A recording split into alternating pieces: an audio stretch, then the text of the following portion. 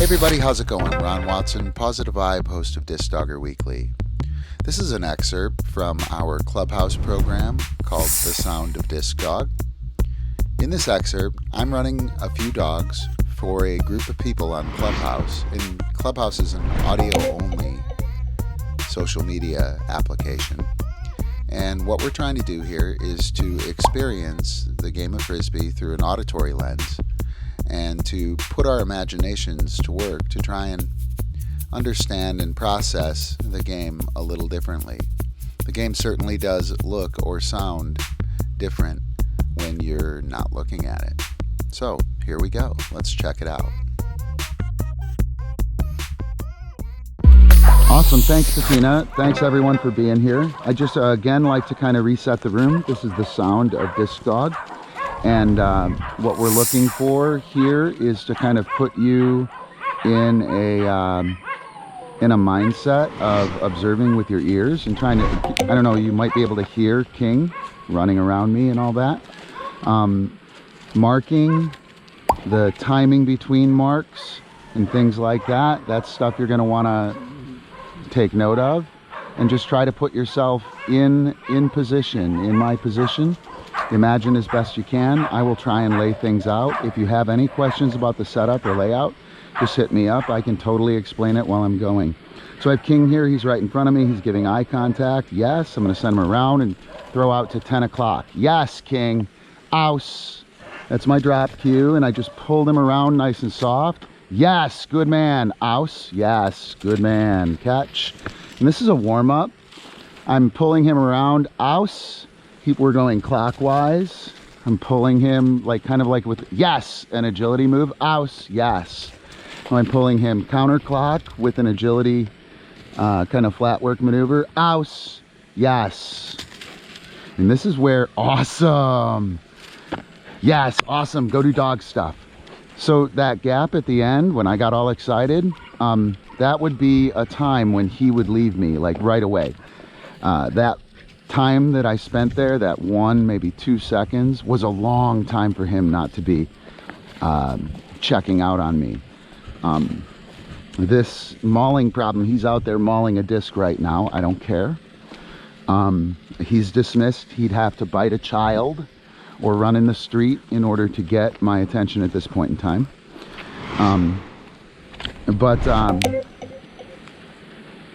Yeah, it means the handler is off limits. Right? And okay, so King, come here, buddy. I am gonna interrupt this this mauling behavior just to save my plastic. He can do whatever he wants, but I do want to keep my Frisbee.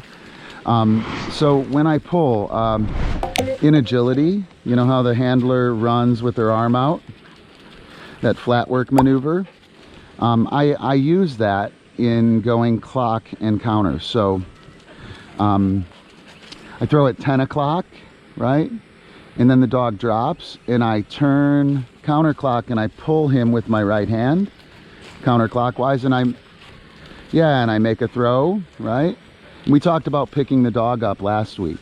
And then the dog comes in, I cue the drop, I mark, I reinforce with the presentation of my hand, and now I'm gonna pull him around me behind where I threw from in the clockwise direction and make another throw.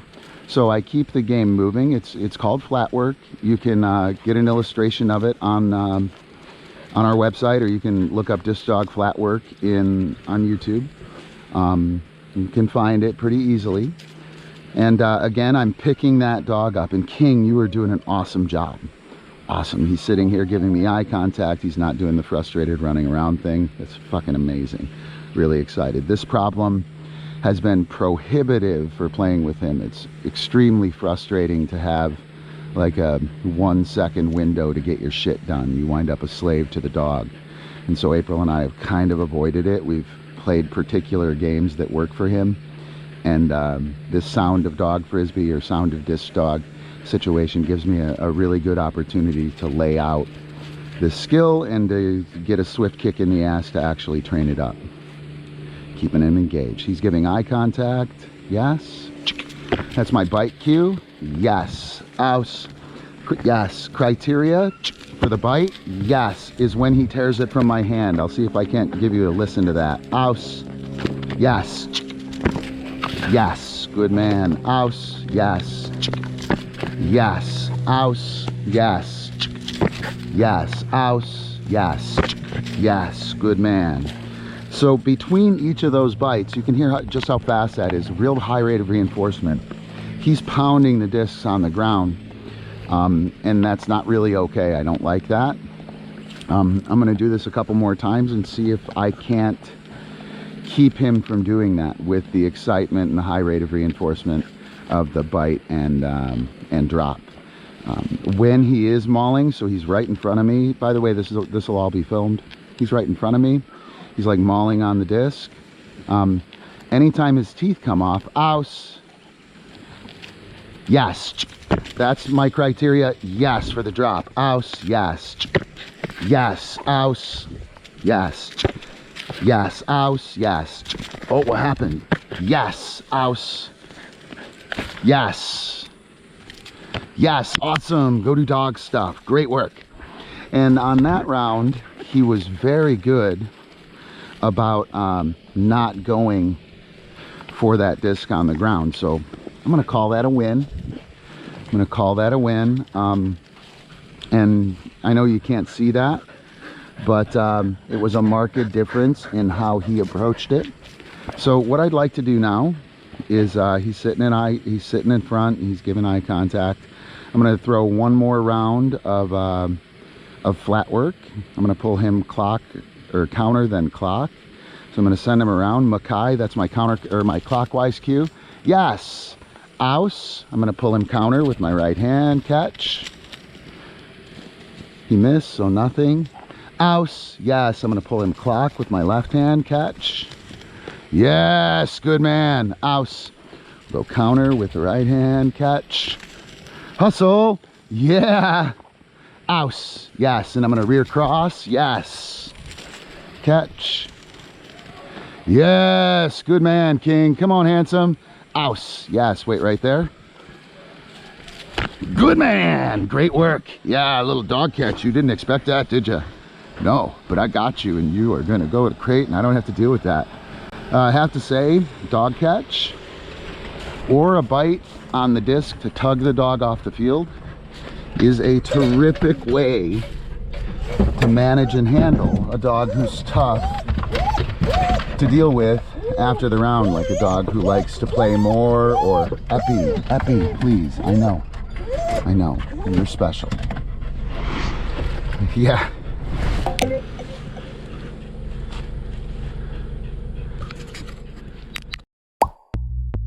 The Sound of DiscDog and this podcast are brought to you by Hero Disc USA and patrons of Positive Vybe.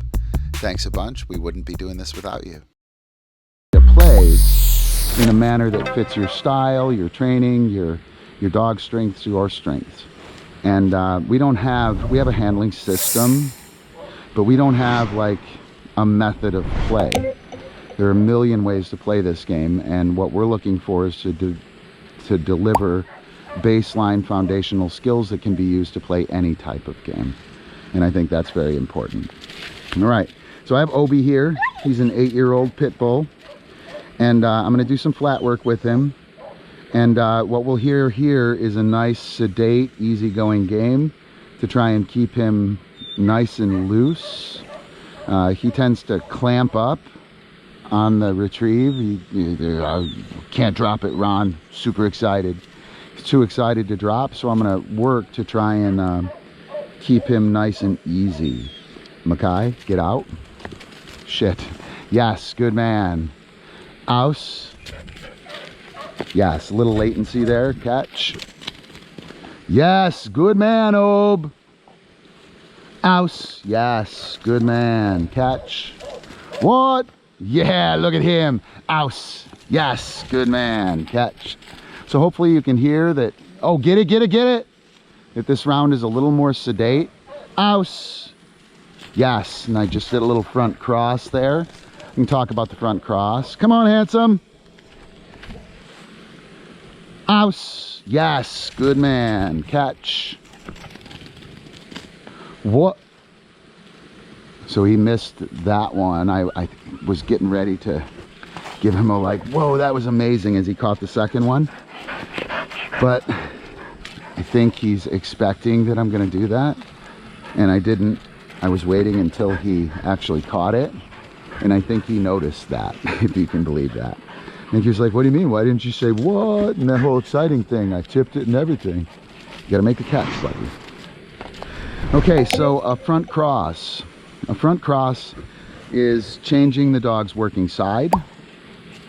So if he's on heel, if I turn towards him and switch to side, that's a front cross.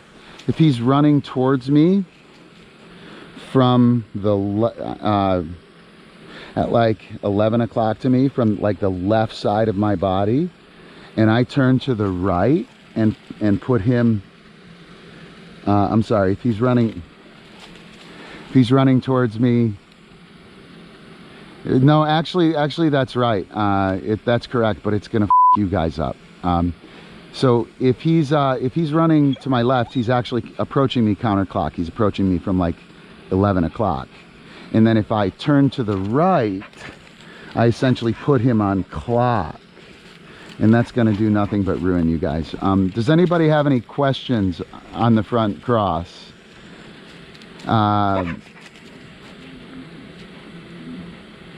Easy, cheetah.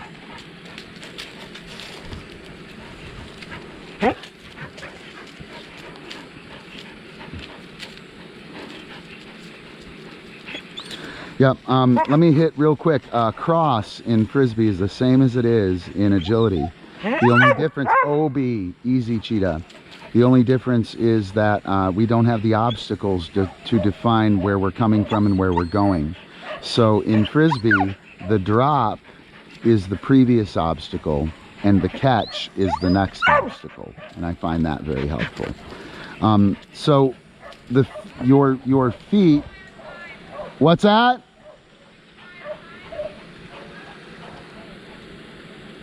Yeah. Yep. I got one more dog. April has an interview at 5, so this has to be done then. So I mentioned that front cross is a lead change, Makai catch. All right, so he catches like right at 12 o'clock. I put my right foot forward. He's on a right foot lead.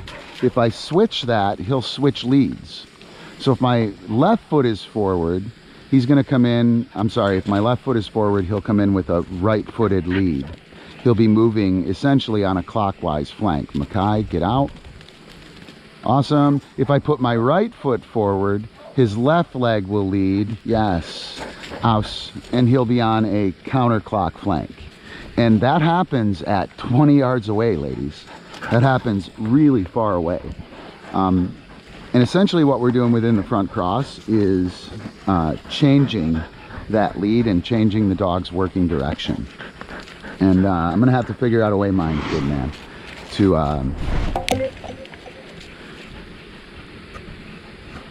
ladies and riches. Oh yeah, ladies, riches, and Russians. Awesome. Makai, get out. Yes, good man. Ouse, yes. Catch. Yeah, oh. Yes, good man. What? That was awesome. Ouse, yes, good man. Catch. Yes, good man. Ouse, yes. Catch. Yes, good man. Awesome, Ob. Great work. You're amazing. Go do dog stuff. So that little thing out there when he tapped it, and I mentioned that he expects me to get excited.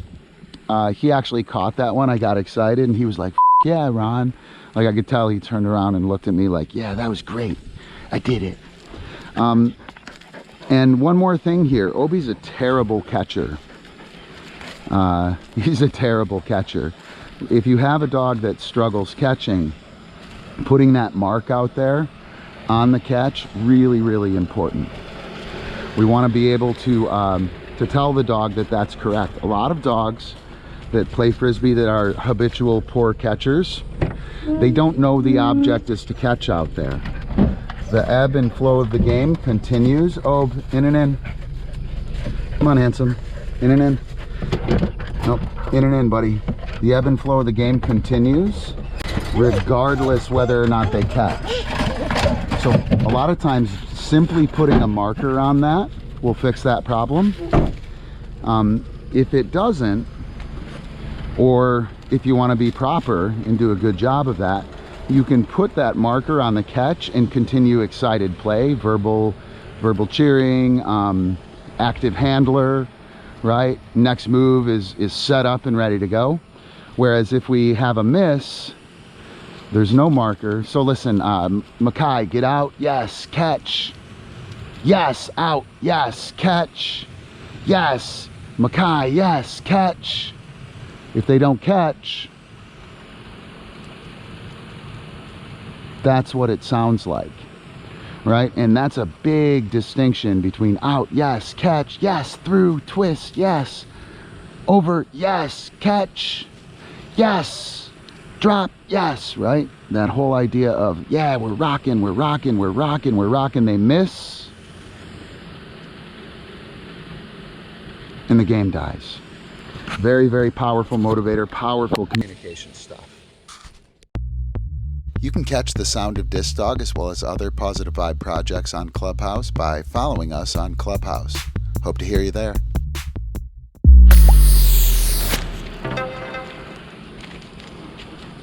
Awesome.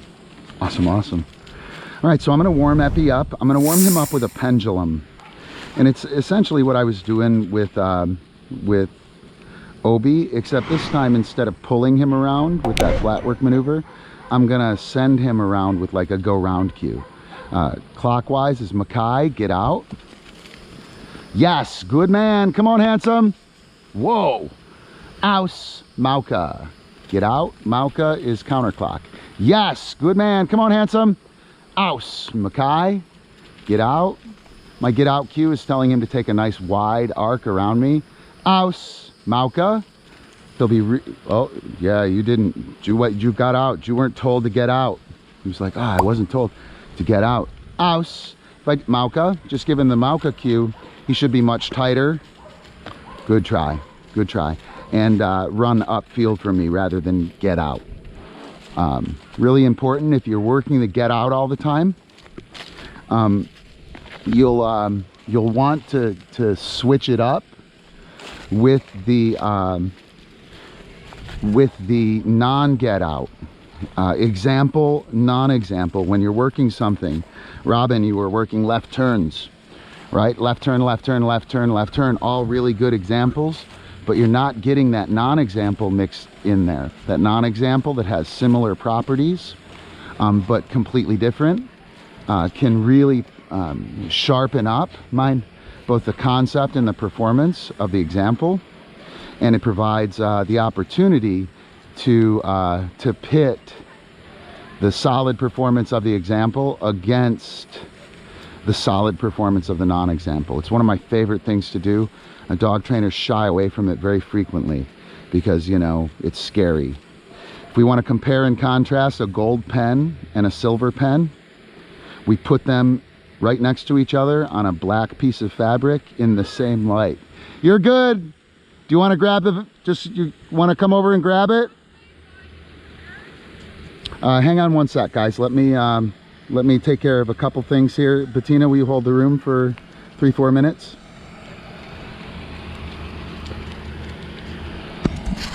Grasshopper, on the other hand, took a little step back, which is totally standard. But what I like about the grasshopper session, like, he wasn't engaged for much time at all, and it was very easy to tell what pieces of the game were exciting and what pieces of the game were not, right?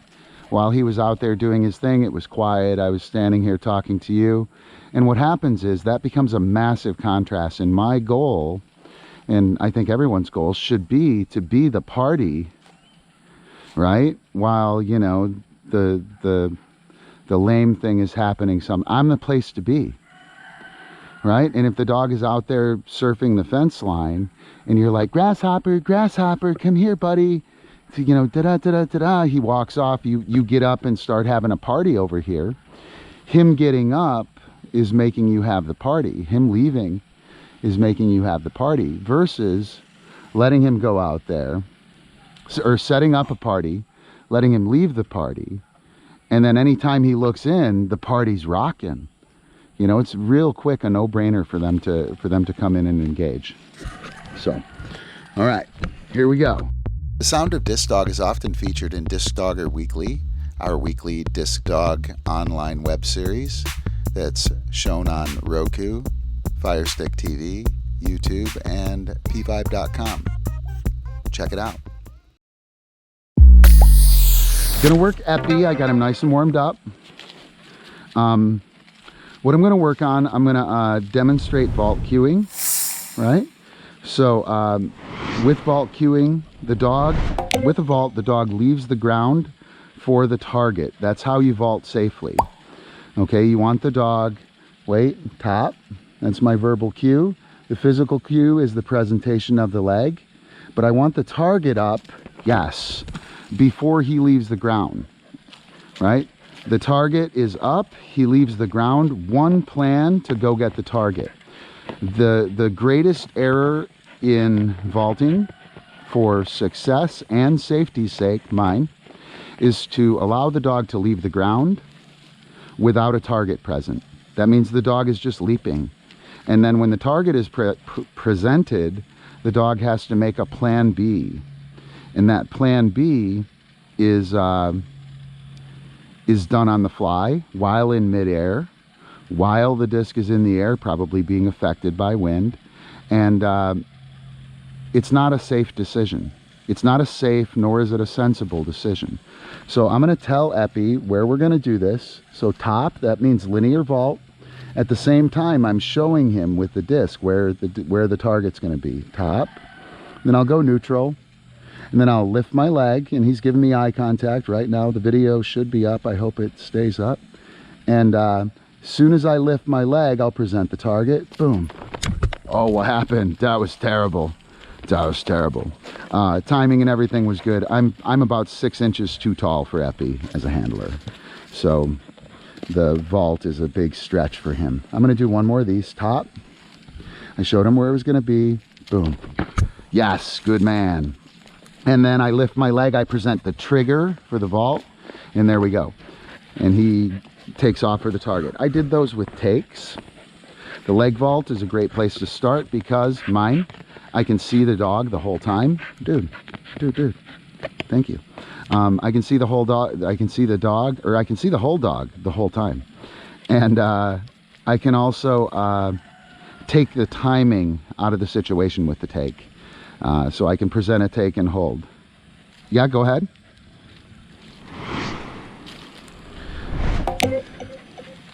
No, top means linear vault. And the whole reason I'm laying this out is so that all of you can understand the cueing system. The fact that my dog knows which vault or stall is being done. I'm going to do a rebound and a stall in this sequence. And so I'm going to do the rebound right now. It's got the same like cueing sequence. So I'm going to tell him rebound. I'm going to show him where the disc, I'm going to actually reach out and present the disc where he's going to catch it. He looked up at it. He's ready to go. All he's waiting for is the trigger. At which point in time I'll set the trigger, set the target, and he'll go for it. Ouse. So rebound means to flip off my body. And I presented where it's going to be. Boom. Right? And then I do my best to replace that place where I said it was going to be with my throw. Ouse. I'm going to do one more of those. Rebound. Show him where it's going to be. We're waiting. He's waiting for the trigger. Boom. Yes, good man. Wow, that was awesome. Yeah, that was totally badass. That was totally badass. All right. Go ahead, Amber. Mine. Go to dog stuff.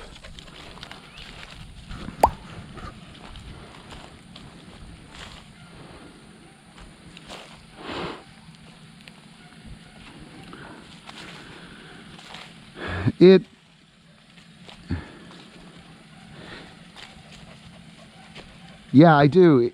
It depends on the vault. It depends on the vault. It depends on the situation. It depends on the dog. I do a rebound where I actually throw it before I lift my leg, and what it does is it creates a huge dramatic situation where the disc is in the air and the dog is waiting on the ground, and I can set that vault really far away from me. Most rebounds are pursuit based, right? The dog, the disc winds up presented in front of the dog's face, and then the dog pursues it like 6 inches away from the target the whole way through the vault. That's how most rebounds are done. If I throw it early, like the one that I just laid out, that kind of exceptional big dramatic vault, the disc winds up 6 feet in the air with the dog still on the ground. So it really does depend on the vault that you're doing. What you're really wanting to do, Amber, instead of thinking about that sequencing, what you want to think about is having the dog respond to the target. The key is that the target is available and in play while the dog is still on the ground. That's the key. Okay. Yep. And the obstacle presentation. So if I were doing a back vault, I would say top, and then I would hold here. I would show him where it's going to be, standing kind of sideways to the dog's line. And then when I bend down and present my back, that is the trigger. I do not want the throw to be the trigger.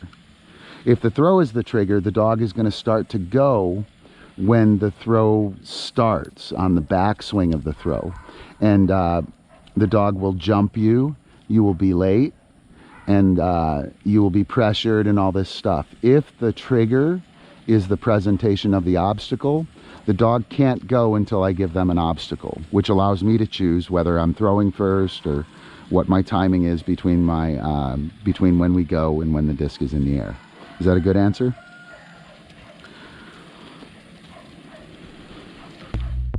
The Sound of DiscDog and this podcast are brought to you by Hero Disc USA and patrons of Positive Vybe. Thanks a bunch. We wouldn't be doing this without you. Awesome. So this time, what I'm going to do rebound to a frontside stall. A frontside stall means he's going to catch the disc as he's jumping on my back. So the catch of the disc will happen while he's doing the back stall. Right? So I'm going to do rebound, and he's going to catch it, right, Epi? You're going to catch it? Yeah. He's going to catch it. And I'm going to cue stall. And then I'm going to throw the stall and set up my obstacle that he's going to stall on. Top is a linear vault.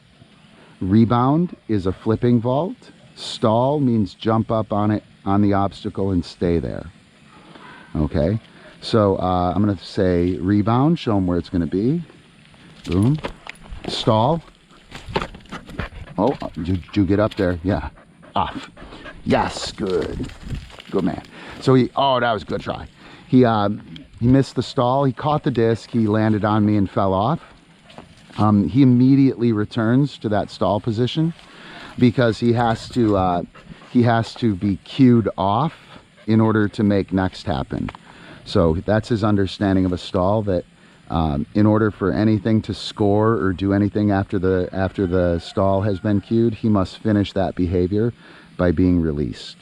Rebound. Stall. Yes. Oh, what happened? So he's running around right now. I'm still in stall position. He just jumped up. Off. Good man. Great work. All right, you ready? By the way, this is a nasty trick. The sequences that I'm working, you can check them out on Instagram. I just posted them today so you can see what's being worked. See that after the fact. Rebound. Stall. Yes. Off. Go. Oh, my bad. I keep throwing low to him. But you're hustling, Epi. You are hustling. That's great.